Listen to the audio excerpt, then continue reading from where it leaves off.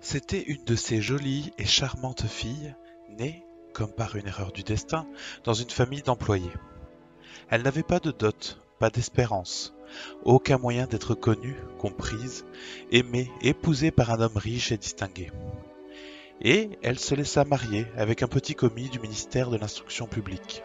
Elle fut simple ne pouvant être parée, mais malheureusement comme une déclassée, car les femmes n'ont point de caste ni de race, leur beauté, leur grâce et leur charme leur servant de naissance et de famille.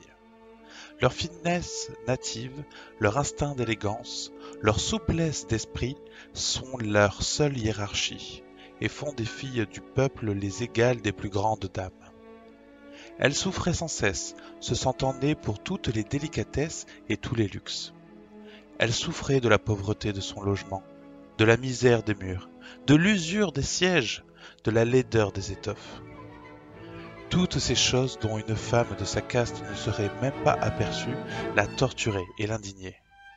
La vue de la petite Bretonne qui faisait son humble ménage éveillait en elle des regrets désolés et des rêves éperdus. Elle songeait aux antichambres muettes, capitonnées avec des tentures orientales, éclairées par de hautes torchères de bronze, et aux deux grands valets en culottes courtes qui dorment dans les larges fauteuils, assoupis par la chaleur lourde du calorifère.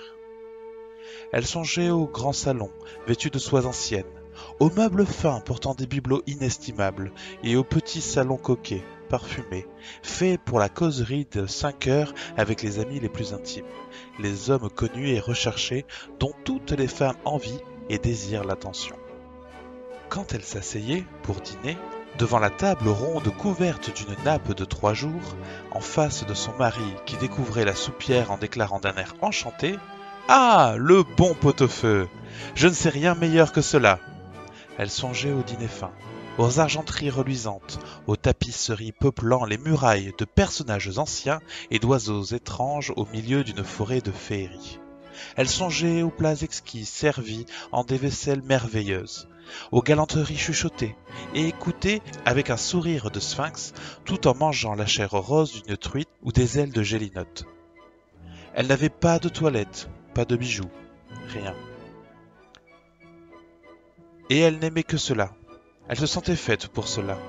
Elle eût tant désiré plaire, être enviée, être séduisante et recherchée. Elle avait une amie riche, une camarade de couvent qu'elle ne voulait plus aller voir tant elle souffrait en revenant.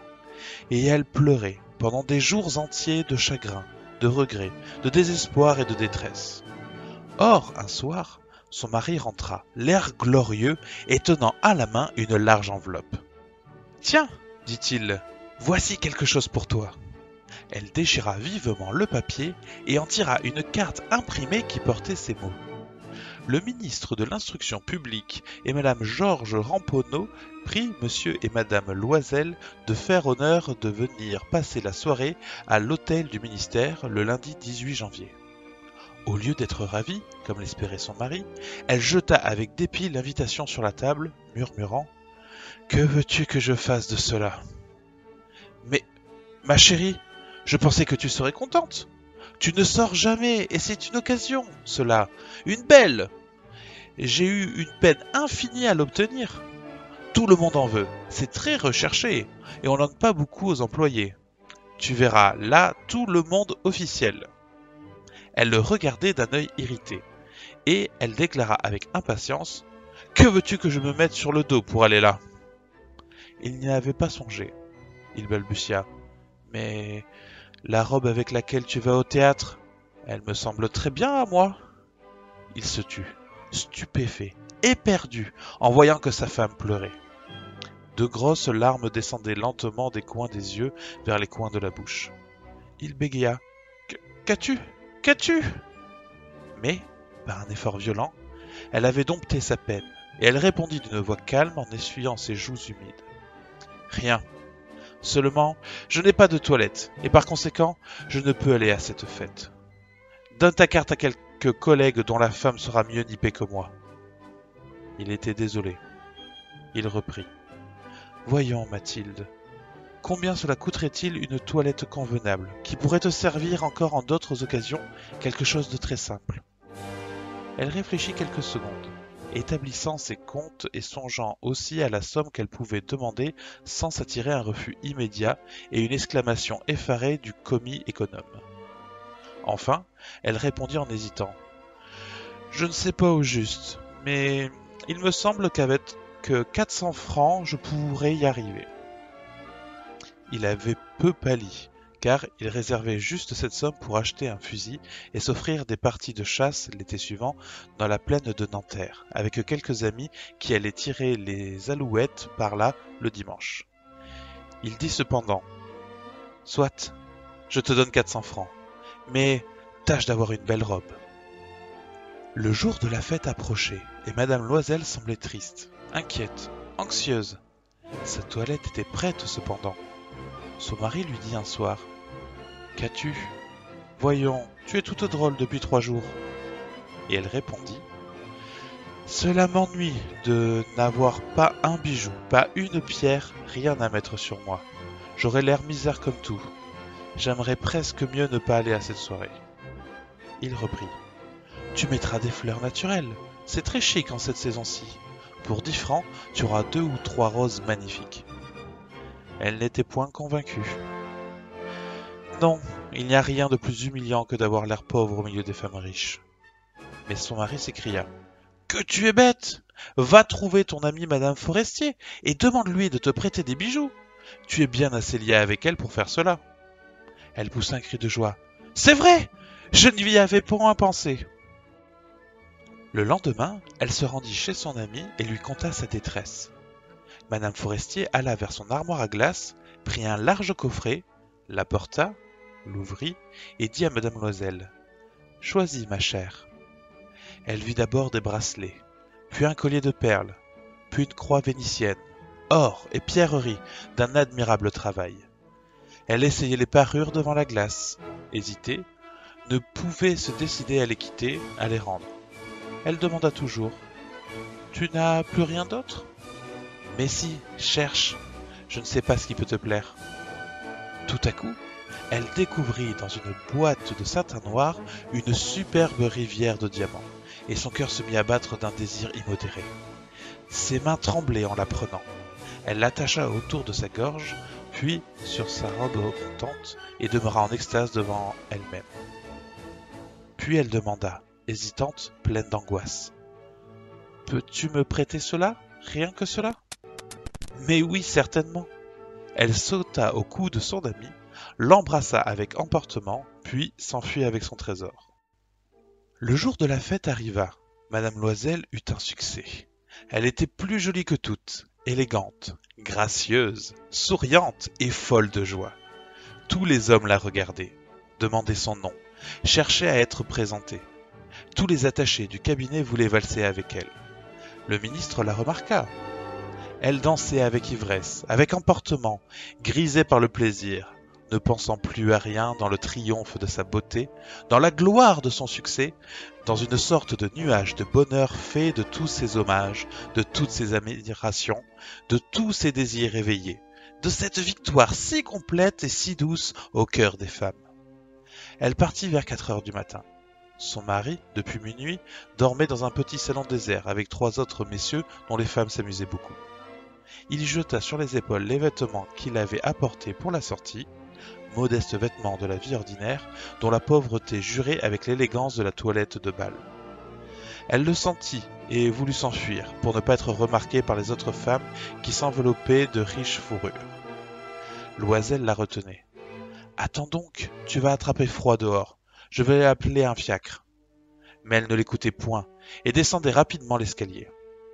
Lorsqu'ils furent dans la rue, ils ne trouvèrent pas de voiture. Ils se mirent à chercher, criant après les cochers qu'ils voyaient passer de loin.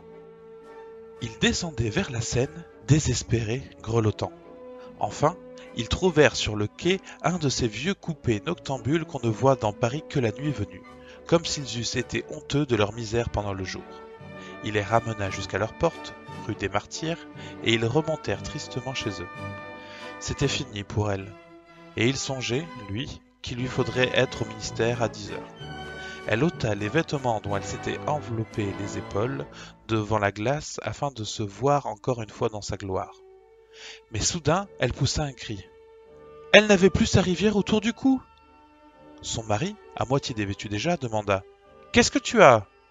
Elle se tourna vers lui, affolée. « J'ai... j'ai... je n'ai plus la rivière de Madame Forestier. » Il se dressa, éperdu. « Quoi? Comment? Ce n'est pas possible !» Et ils cherchèrent dans les plis de la robe, dans les plis du manteau, dans les poches, partout. Ils ne la trouvèrent point. Ils demandaient « Tu es sûr que tu l'avais encore en quittant le bal ?»« Oui, je l'ai touchée dans le vestibule du ministère. »« Mais si tu l'avais déjà perdue dans la rue, nous l'aurions entendu tomber. »« Elle doit être dans le fiacre. »« Oui, c'est probable. As-tu pris le numéro ? » ?»« Non. Et toi, tu ne l'as pas regardé ? » ?»« Non. » Ils se contemplaient, atterrés. Enfin, Loisel se rhabilla. « Je vais, dit-il, refaire tout le trajet que nous avons fait à pied, pour voir si je ne la retrouverai pas. » Et il sortit. Elle demeura en toilette de soirée, sans force pour se coucher, abattue sur une chaise, sans feu, sans pensée. Son mari rentra vers 7 heures. Il n'avait rien trouvé. Il se rendit à la préfecture de police, aux journaux, pour faire promettre une récompense aux compagnies de petites voitures, partout, enfin, où un soupçon d'espoir le poussait. Elle attendit tout le jour, dans le même état d'effarement devant cet affreux désastre. Loisel revint le soir avec la figure creusée, pâlie. Il n'avait rien découvert. « Il faut, dit-il, écrire à ton ami que tu as brisé la fermeture de sa rivière et que tu l'as fait réparer. Cela nous donnera le temps de nous retourner. » Elle écrivit sous sa dictée. Au bout d'une semaine, ils avaient perdu toute espérance, et Loisel, vieilli de 5 ans, déclara « Il faut aviser à remplacer ce bijou. » Ils prirent le lendemain la boîte qu'il avait renfermée et se rendirent chez le joaillier dont le nom se trouvait dedans. Il consulta ses livres. « Ce n'est pas moi, madame, qui ai vendu cette rivière, j'ai dû seulement fournir l'écrin. » Alors ils allèrent de bijoutier en bijoutier, cherchant une parure pareille à l'autre, consultant leurs souvenirs, malades tous deux de chagrin et d'angoisse. Ils trouvèrent dans une boutique du Palais Royal un chapelet de diamants qui leur parut entièrement semblable à celui qu'ils cherchaient. Il valait 40 000 francs. On le leur laissera à 36 000. Ils prièrent donc le joaillier de ne pas le vendre avant 3 jours, et ils firent condition qu'on le reprendrait pour 34 000 francs si le premier était retrouvé avant la fin de février. Il emprunta, demandant 1000 francs à l'un, 500 à l'autre, 5 louis par ici, 3 louis par là. Il fit des billets, prit des engagements ruineux, eut affaire aux usuriers, à toutes les races de prêteurs. Il compromit toute la fin de son existence, risqua sa signature sans savoir même s'il pourrait y faire honneur, et, épouvanté par les angoisses de l'avenir, par la noire misère qui allait s'abattre sur lui, par la perspective de toutes les privations physiques et de toutes les tortures mentales, il alla chercher la rivière nouvelle en dépensant sur le comptoir du marchand 36 000 francs. Quand madame Loisel reporta la parure à madame Forestier, celle-ci lui dit d'un air froissé « Tu aurais dû me la rendre plus tôt, car je pouvais en avoir besoin. » Elle n'ouvrit pas l'écrin, ce que redoutait son ami. Si elle s'était aperçue de la substitution, qu'aurait-elle pensé? Ne l'aurait-elle pas prise pour une voleuse? Madame Loisel connut la vue horrible des nécessiteux. Elle prit son parti, d'ailleurs, tout d'un coup, héroïquement. Il fallait payer cette dette effroyable. Elle payerait. En renvoyant la bonne, on changea de logement, on loua sous les toits une mansarde. Elle connut les gros travaux de ménage, les odieuses besognes de la cuisine. Elle lava la vaisselle, usant ses ongles roses sur les poteries grasses et le fond des casseroles. Elle savonna le linge sale, les chemises et les torchons, qu'elle faisait sécher sur une corde. Elle descendit à la rue, chaque matin, les ordures, et monta l'eau s'arrêtant à chaque étage pour souffler. Et, vêtue comme une femme du peuple, elle alla chez le fruitier, chez l'épicier, chez le boucher, le panier au bras, marchandant, injurié, défendant sou à sou son misérable argent. Il fallait chaque mois payer des billets, en renouveler d'autres, obtenir du temps. Le mari travaillait, le soir, à mettre au net les comptes d'un commerçant, et la nuit souvent il faisait de la copie à 5 sous la page. Et cette vie dura 10 ans. Au bout de 10 ans, ils avaient tout restitué. Tout, avec le taux de l'usure et l'accumulation des intérêts superposés. Madame Loisel semblait vieille maintenant. Elle était devenue la femme forte et dure et rude des ménages pauvres. Mal peignée, avec les jupes de travers et les mains rouges, elle parlait haut, lavait à grandes eaux les planchers. Mais parfois, lorsque son mari était au bureau, elle s'asseyait auprès de la fenêtre, et elle songeait à cette soirée d'autrefois, à ce bal où elle avait été si belle et si fêtée. Que serait-il arrivé si elle n'avait point perdu cette parure? Qui sait? Qui sait? Comme la vie est singulière, changeante, comme il faut peu de choses pour vous perdre ou vous sauver. Or, un dimanche, comme elle était allée faire un tour aux Champs-Élysées pour se délasser des besognes de la semaine, elle aperçut tout à coup une femme qui promenait un enfant. C'était Madame Forestier, toujours jeune, toujours belle, toujours séduisante. Madame Loisel se sentit émue. Allait-elle lui parler? Oui, certes. Et maintenant qu'elle avait payé, elle lui dirait tout. Pourquoi pas? Elle s'approcha. Bonjour Jeanne. L'autre ne la reconnaissait point, s'étonnant d'être appelée ainsi familièrement par cette bourgeoise. Elle balbutia. Mais, madame, je ne sais, vous devez vous tromper. Non, je suis Mathilde Loisel. Son ami poussa un cri. Oh, ma pauvre Mathilde, comme tu es changée! Oui, j'ai eu des jours bien durs depuis que je ne t'ai vue, et bien des misères. Et cela à cause de toi. De moi? Comment ça? Tu te rappelles bien cette rivière de diamants que tu m'as prêtée pour aller à la fête du ministère? Oui, eh bien. Eh bien, je l'ai perdue. Comment? Puisque tu me l'as rapportée. Je t'en ai rapporté une autre toute pareille, et voilà 10 ans que nous la payons. Tu comprends que cela n'était pas aisé pour nous qui n'avions rien. Enfin, c'est fini, et je suis rudement contente. Madame Forestier s'était arrêtée. Tu dis que tu as acheté une rivière de diamants pour remplacer la mienne? Oui, tu t'en étais pas aperçue, hein? Elles étaient bien pareilles. Et elle souriait d'une joie orgueilleuse et naïve. Madame Forestier, fort émue, lui prit les 2 mains. Ma pauvre Mathilde, mais la mienne était fausse. Elle valait au plus 500 francs.